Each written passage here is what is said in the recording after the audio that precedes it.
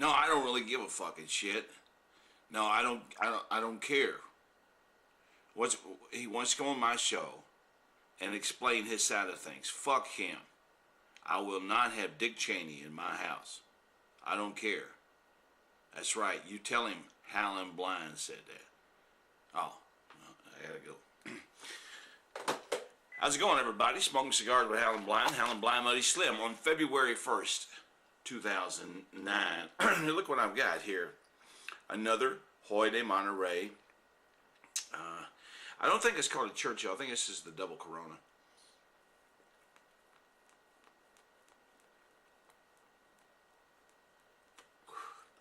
$1960, pre-embargo, of course.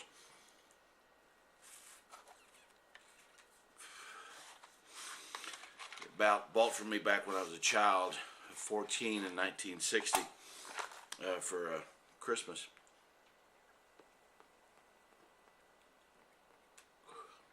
By my mom and dad. Been sitting in my Mattel JFK humidor for all these years. Man, that's good. How's it going, everybody? Howlin' Blind Buddy Slim up here in Louisville, Kentucky. I'm in a little suburb called Fairdale.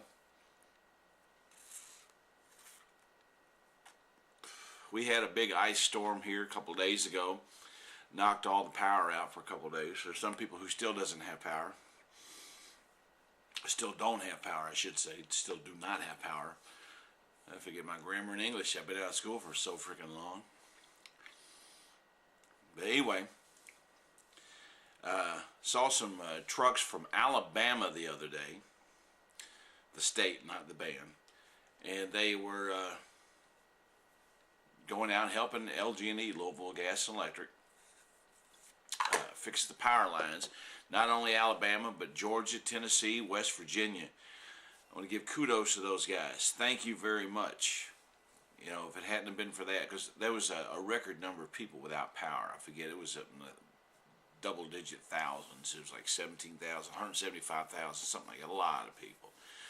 A lot of people. And with the help of these folks from out of town, LG&E were able to get a lot of us back on very quickly.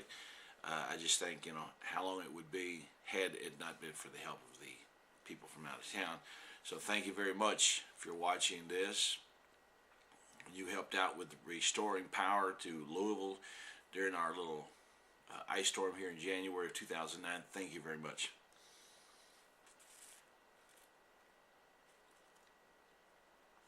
Nice little cigar. Thought February 1st here I'd make another video and just talk about a few things. First off, I want to thank the new subscribers to my videos. Cigar 101, thank you very much. And I forget that there's a couple other people who just recently subscribed, and I want to thank them for that. Obviously, cigar lovers, freedom lovers. You know, you don't even have to like cigars to like freedom and to understand where we're coming from. When it comes to, we don't want to be taxed to pay for somebody else's whatever. We just want to be able to sit back here and smoke our cigars, or, you know, you can smoke your cigarettes or whatever you want to do. That's why I'm a libertarian. You know, I'm a registered Republican. The one fella who does Cigars 101, they're very good videos also.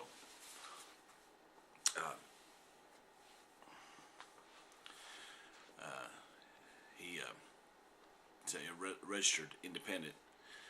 You know, it's kind of hard to, and I don't vote, so it really doesn't matter, because our vote doesn't matter.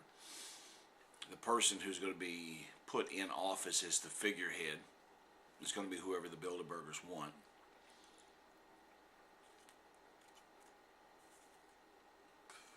But we need to think about something here, folks. It's all about brotherhood, and I'm not being sexist when I say that, ladies. We include you too. It's just like when our power went out, We had people from West Virginia, Georgia, Alabama, Tennessee, and these are all people that our basketball teams play and we yell against when UK and U of L are up there playing basketball against these folks. But they came to our aid during this big ice storm. So when there's a crisis, we, as brothers, come to each other's aid. Well, there's a crisis going on right now, and we need to set aside our differences and get together and fight for the survival of mankind, fight for the survival of the United States of America and the way of life as we know it, and a better way of life. Barack Obama had recently done a video, I think you can find it here on YouTube, where he condemns the big CEOs of Wall Street who took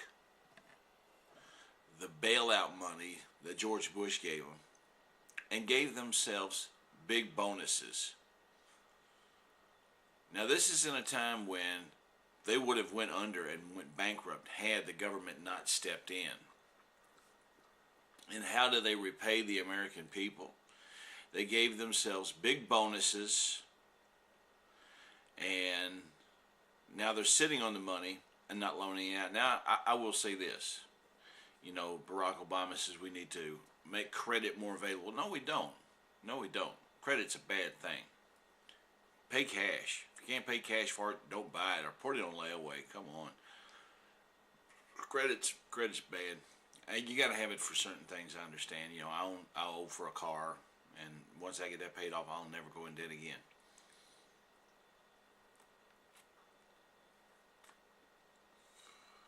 I pay as I go. Our way of life is being threatened right now, folks, with these bailouts to Wall Street. And you may have it great. You may be driving your 2009 Dodge Ram truck or your Corvette, or you might be sitting there watching your 700-inch screen plasma TV, watching Super Bowl today. But when it's all over, when it's all said and done, we all still live in the same bankrupt country. This country owes to the Federal Reserve Bank more money than can ever be paid back. My great grandkids will never see that money paid back. We need to stop and think, is this how we want to live? This is not paycheck to paycheck. You know, I live paycheck to paycheck. This is, I mean, the paycheck, there's no way in the world to pay. It's like your income is $100 a week, but your outgo is $200 a week. How long are you going to live like that before you finally realize, wait a minute, I got to do something. I got to stop doing something that I'm doing.